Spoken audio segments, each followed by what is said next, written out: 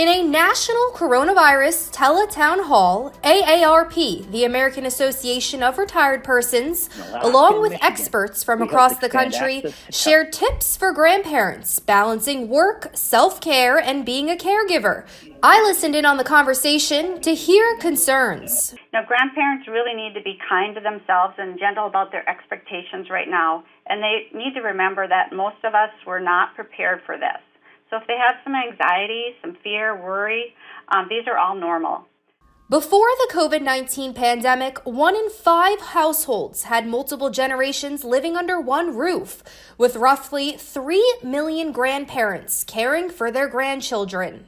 Keeping them happy, healthy, and learning during this stay-at-home order comes with some special worries.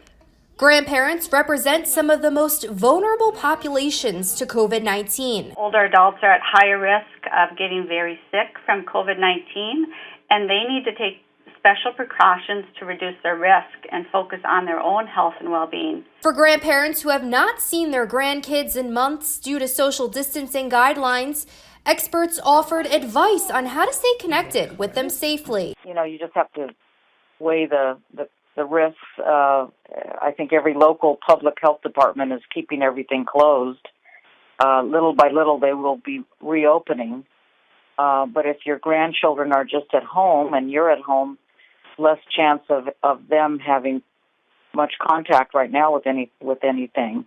I think having them over to the house, or I think that's important to your house, probably best.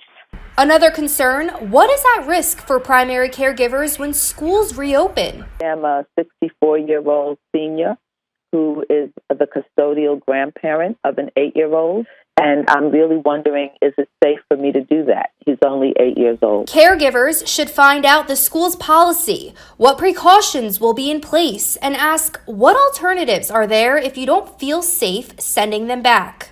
And another popular question, how does a senior decide when it'd be okay to resume caring for their young grandchildren? Some of the advice that I have gotten from our public health officials is that for our older adults, that you're going to need to be cautious even longer than some other groups of individuals. So the CDC and the President's Plan for Reopening has more protections for people who are older or who have respiratory challenges, and that's or just any underlying health conditions.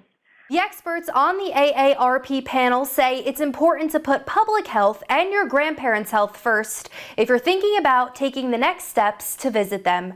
Reporting for New Jersey News Network, I'm Heather Fordham.